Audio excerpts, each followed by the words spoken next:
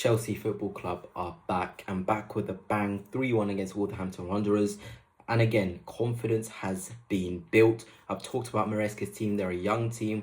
They were obviously going to have a lot of obstacles. Obviously, the title wasn't really going to be their main ambition. But tonight, I saw a team which looked a lot more structured. Yes, it can be easy to be like, okay, it's only Wolverhampton Wanderers where they are in the league. But after that goal was scored by Wolves to make it 1-1 right on half-time, you needed a reaction. And we saw a reaction. I was so impressed the way Chelsea came out from that, sort of first half after the interval. They looked really, really good. Yes, the first 5 or 6, 7 minutes were kind of cagey, but the quality, the confidence, the assurance that they showed after those first 5-10 minutes after half-time was really, really good.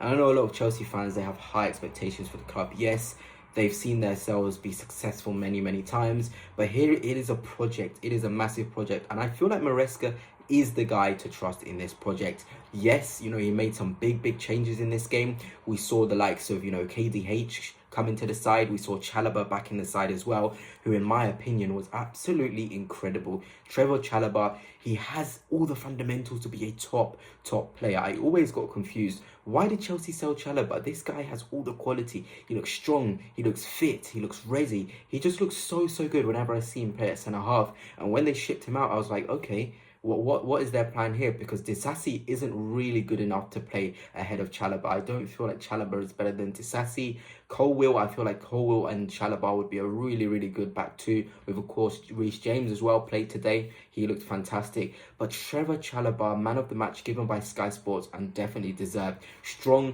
assertive, and confident. All those things you want to be seeing from a centre-half. Should have probably scored that goal, to be honest, which Noni Madueke stole on the line.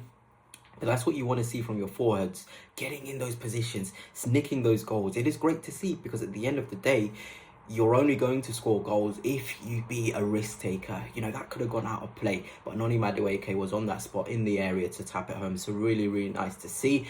Some other good performance in there. Cucurella again, he seems to start really getting into those advanced positions, being in the box, being proactive. That's what you want to be seeing. And Maresca wants his fullbacks to be involved in the game, be in the attacking phases. If you're playing the left fullback, you're expected to do that. Right fullback, you're expected to play right over back three in the build-up. But again, I just love to see Cucurella getting in those areas. He scored a couple this season, and rightly so, because he's so dangerous getting into the final third, into the box of the opposition. And Wolves just couldn't pick him up. Again, lovely moment of magic from Madueke, who seems to love it to play against Wolves. And yeah, it's just great. Madueke needed to add more goals and assists to his game. Hopefully, I say this many times with him, but this needs to be the game where he kicks on. He kicks on, fights more, gets more goals, gets more involvement, demands the ball. I saw him take it on his man a couple of times, on the outside, on the inside.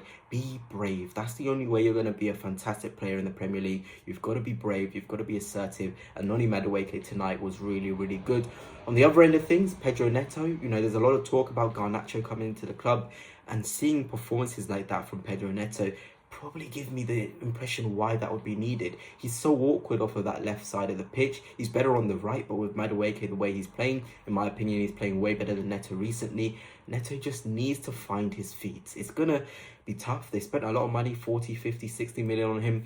Performances you'd probably expect to come quicker since, he's been in the Premier League with the Wolves, but it just hasn't happened. There hasn't been a performance in a while where I've looked at Pedro Neto and been like, this is the game that Chelsea sort of want to see from him week in, week out. He is showing world-class ability, world-class talent. And that's the same with Jackson at the minute. Sort of struggling to get his shooting boots, but I'm sure he'll get back on his bike. He just needs competition. I think being the main number 9 is probably giving him this sort of confidence to be like, okay, I can have a shocking game here, because there's not many players who can come in and play this 9 role, and Nkunku looks to be on the way out. So maybe adding that competition. They're already trying to get Garnacho in, great, but a centre forward is needed for Chelsea to really push Jackson to get to those next levels, because he looks far too comfortable. Sanchez, how many times do we have to say this guy making mistakes? Yes, he can be decent on the ball, but any sort of, it seems as though it comes in a row.